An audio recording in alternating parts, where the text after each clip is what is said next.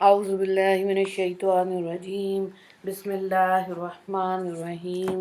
اللهم صل على محمد وعلى آل محمد كما صليت على إبراهيم وعلى آل إبراهيم إنك حميد مجيد.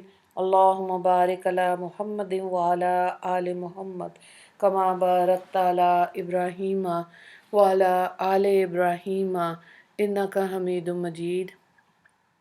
رب اشرح لی صدری ویسر لی امری واحلل عقدۃ من لسانی یفقہوا قولی. ربنا زدنا علما یا مقلب القلوب ثبت قلبی علی دینک. آمین. سورہ رعد، اور آج ہم اس کا رکوع نمبر 4 کریں گے. پارہ نمبر 13 ہے، اور سورہ رعد کی آیت نمبر 27 سے دیکھیں. وَيَقُولُ الَّذِينَ كَفَرُوا لَوْلَا أُنزِلَ عَلَيْهِ آيَةٌ مِّن رَّبِّهِ قُلْ إِنَّ اللَّهَ يُضِلُّ مَن يَشَاءُ وَيَهْدِي إِلَيْهِ مَنْ أَنَابَ. اور یہ کافر لوگ کہتے ہیں کہ ان پر کوئی معجزہ ان کے رب کی طرف سے کیوں نازل نہیں کیا گیا، کہ واقعی اللہ تعالیٰ جس کو چاہیں گمراہ کر دیتے ہیں، اور جو شخص ان کی طرف متوجہ ہوتا ہے اس کو اپنی طرف سے ہدایت دیتے ہیں. الذین آمنوا وتطمئن قلوبهم بذکر اللہ الا بذکر اللہ تطمئن القلوب. مراد اس سے وہ لوگ ہیں جو ایمان لائے، اللہ کے ذکر سے ان کے دلوں کو اطمینان ہوتا ہے. خوب سمجھ لو کہ اللہ کے ذکر سے دلوں کو اطمینان ہوتا ہے.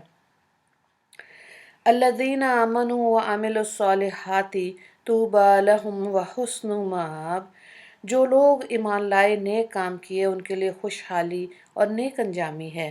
کذالک ارسلناک فی امۃ قد خلت من قبلها امم لتتلو علیہم الذی اوحینا الیک وہم یکفرون بالرحمن قل هو ربی لا الہ الا هو علیہ توکلت وعلیہ متاب. اسی طرح ہم نے آپ کو ایک ایسی امت میں رسول بنا کر بھیجا کہ اس سے پہلے اور بہت سی امتیں گزر چکی ہیں، تاکہ آپ ان کو وہ کتاب پڑھ کر سنائیں جو ہم نے آپ کے پاس وحی کے ذریعے بھیجی ہے. اور وہ لوگ ایسے بری رحمت والے کی ناقدری کرتے ہیں. آپ فرما دیجئے کہ میرا مربی ہے، اس کے سوا کوئی عبادت کے لائق نہیں. میں نے اسی پر بھروسہ کر لیا اور اسی کے پاس مجھ کو جانا ہے. تو یہاں پہ دیکھیں، جن کو ایمان کی خواہش ہوتی ہے اور طلب حق، جن کا شعار اور خدا کی طرف رجوع ہونے والے ہوتے ہیں، تو ان کی ہدایت بھی ہو جاتی ہے اور دولت ایمان نصیب ہو جاتی ہے، اور خدا کی یاد سے چین اور اطمینان حاصل کرتے ہیں. اور ذکر اللہ کا نور ان کے قلوب سے ہر طرح کی وحشت، گھبراہٹ کو دور کر دیتا ہے. دولت، حکومت، منصب، جاگیری، فرمائشی نشانات کا دیکھ لینا کوئی چیز انسان کو حقیقی سکون اور اطمینانی قلب سے ہم آغوش ایسی چیزیں نہیں کرتی. صرف اللہ کا ذکر، یاد الہی سے جو تعلق مع اللہ حاصل ہوتا ہے، وہی ہے جو دلوں کے اضطراب اور وحشت کو دور کرتا ہے. اور جو لوگ ایمان لائے، عمل صالح کیے، ان کے لیے اس دنیا میں خوشحالی اور آخرت میں نیک انجامی کا وعدہ ہے. یا دنیا میں خوشحالی سے مراد مالی یا معاشی خوشحالی نہیں، بلکہ فراغ خاطر اور قلبی چین و سکون ہی مقصد ہوتا ہے. اور یہی مقصد ہوتا ہے، جیسی دین کی سمجھ آ جاتی ہے انسان کے دل کو سکون ہو جاتا ہے، کیونکہ دنیا کی ہوس اور طلب نکل جاتی ہے. اسی لیے آپ دیکھیں کہ ایسے لوگ بڑے پرسکون ہوتے ہیں. ان کو یہ نہیں ہوتا کہ ہم اتنی جائیدادیں بنا لیں، ایک لیا ہوا دوسرا خرید رہے ہیں، تیسری فائل خرید رہے ہیں، اور بس بڑھا چڑھا کے پیسہ جمع کریں. اگر جمع کر کے پیسہ رکھنا سکون دے سکتا تو پھر فرعون کے پاس تو بہت تھا، نمرود کے پاس بہت تھا، ہے نا. تو جو جمع کیا ہوا پیسہ جو رکھ دیتے ہیں، اس سے سکون کیوں نہیں ملتا؟ کیونکہ اللہ کا حکم ہے اس کو خرچ کرو. اللہ نے دیا نا، تو اللہ نے اس کو خرچ کرنے کا طریقہ بتایا کہ اپنی بیوی بچوں پہ خرچ کرو، اولاد پہ خرچ کرو، اپنے والدین پہ خرچ کرو، اپنے عزیز و اقارب پہ. اور اس کے بعد جب ہو جاتا ہے تو پھر جو غربا ہیں ہماری سوسائٹی میں، جو ہمارے ارد گرد ایسے لوگ رہتے ہیں، ان پر بھی خرچ کرنا چاہیے. ٹھیک ہے، اللہ کا مال اللہ کی مخلوق پہ جب خرچ کرتے ہیں دلوں کو سکون ملتا ہے۔ جب علم حاصل کر لیا، قرآن کا علم حاصل کر لیا، اچھا پڑھنا آ گیا، ناظرہ، تجوید، تفسیر، جب یہ کرنی آ گئی ہے تو دوسروں کو پھر بتانا چاہیے، ٹھیک ہے، اس سے دلوں کو سکون ملتا ہے۔ علم حاصل کیا ہے اس کو بانٹیں، ہنر آتا ہے اس کو بھی بانٹیں۔ بہت سی چیزیں ایسی ہیں جو کئی خواتین کو بڑی اچھی ریسیپیز آتی ہیں پکانے کی، ان سے جب مانگتے ہیں وہ دیتی نہیں ہیں، اپنی تک روک لیتی ہیں۔ لیکن یقین کریں جو ہنر، جو علم، جو وقت بھی دینا جو ہے وہ بھی دلوں کو سکون ملتا ہے۔ فیملی میں کوئی بیمار ہے اس کو ملنے جائیں، اللہ تعالیٰ دل کو سکون دے گا، کیونکہ اس بیمار کی دعا بھی تو ہے نا ساتھ لگتی۔ تو یہ وہ چیزیں ہیں جو انسان کے دل کو سکون دیتی ہے۔ مال پیسہ بھی ہونا چاہیے، ظاہر ہے انسان کی ضرورتیں ہوتی ہیں، اور اتنا ہونا چاہیے کہ کسی سے مانگنا نہ پڑے، اور بس پھر اس کو دنیا اور آخرت دونوں اچھی ہونی چاہیے۔ اور یہی چیز جو ہے خرچ کرنے والی، اس نقطے کو ضرور سوچا کریں اور اس پہ عمل بھی کرنا ہے انشاءاللہ۔ آگے یہ دیکھیں، آیت نمبر 31 ہے۔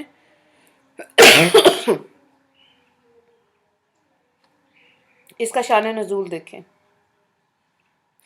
چند مشرکین قریش ایک روز حرم میں بیٹھے تھے، اتفاقاً حضرت صلی اللہ علیہ وآلہ وسلم بھی وہاں تشریف لائے، اور آپ نے ان کو اسلام لانے کی دعوت دی۔ ابن امیہ نے حضرت صلی اللہ علیہ وآلہ وسلم سے کہا اگر آپ کو ہمارا اسلام لے آنا منظور ہے تو ہم چند باتیں چاہتے ہیں۔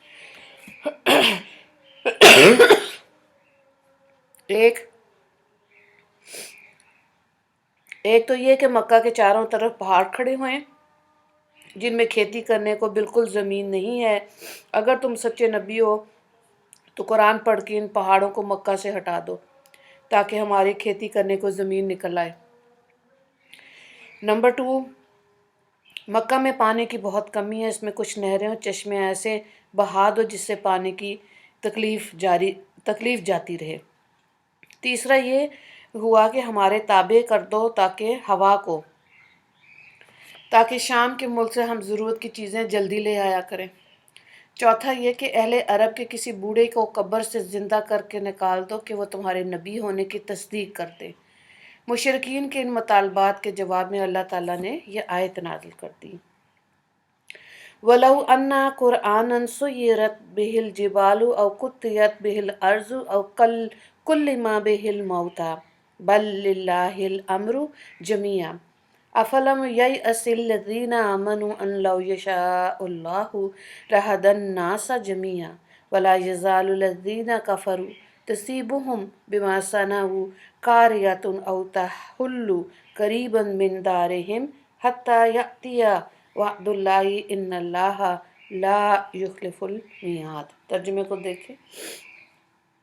اور اگر کوئی ایسا قرآن ہوتا جس کے ذریعے سے پہاڑ ہٹا دیے جاتے، یا اس کے ذریعے سے زمین جلدی جلدی طے ہو جاتی، یا اس کے ذریعے سے مردوں کے ساتھ کسی کو باتیں کرا دی جاتی، تب بھی یہ لوگ ایمان نہ لاتے، بلکہ سارا اختیار اللہ ہی کو ہے۔ کیا پھر بھی ایمان والوں کو اس بات میں دل جمی نہیں کہ اگر اللہ تعالیٰ چاہتا تو تمام آدمیوں کو ہدایت کر دیتا؟ اور یہ مکہ کے کافر تو ہمیشہ آئے دن اس حالت میں رہتے ہیں کہ ان کے بد کرداریوں کے سبب ان پہ کوئی نہ کوئی حادثہ پڑتا رہتا ہے، یا ان کی بستی کے قریب نازل ہوتا رہتا ہے، یہاں تک کہ اللہ تعالیٰ کا وعدہ آ جائے۔ یقیناً اللہ تعالیٰ وعدہ خلاف نہیں کرتے۔ تو اللہ نے ان کی فرمائشوں پہ اس آیت کو نازل کر دیا تھا۔ 2 سوالات ہیں اس میں۔ آیت نمبر 28، الا بذکر اللہ تطمئن القلوب کی وضاحت کریں۔ آیت نمبر 31، آیات کا شان نزول تحریر کریں۔ دعا کر لیتے ہیں۔ اللہ تعالیٰ کی توفیق، حسن حال اللہ کرے ہمارے شامل حال رہے ہمیشہ۔ یا اللہ ہم کو اپنی کتاب قرآن اور اپنے رسول پاک صلی اللہ علیہ وآلہ وسلم کو پورا فرما بردار بنا کے زندہ رکھنا، اور دنیا اور دین کی عافیت نصیب فرمانا، اسلام دین حق کو غلبہ عطا فرما، کفر کو مغلوب و پست کر دیجئے، یا اللہ آپ کا بے انتہا شکر و احسان جس نے ہم کو امت مسلمہ میں پیدا کیا، یا اللہ اپنے ذکر فکر کی توفیق دائمی ہم کو نصیب فرما دیجئے، اور اپنے ذکر سے ہمارے قلوب کو زندہ فرما، اور دنیا میں خوشحالی اور آخرت میں نیک انجامی نصیب فرما۔ قرآن پاک جیسی نعمت عظمیٰ ہم کو عطا فرما دیجئے۔ یا اللہ ہدایت ضلالت آپ ہی کے دست قدرت میں ہے، آپ جس کو چاہیں گمراہی میں پڑا رہنے دیں اور جس کو چاہیں ہدایت سے نواز دیں۔ یا اللہ ہمارے قلوب کو نور ہدایت سے منور فرما، اور عمل صالح کی توفیق عطا فرما، اور ہر طرح کے شک سے ہماری حفاظت فرما دیجئے۔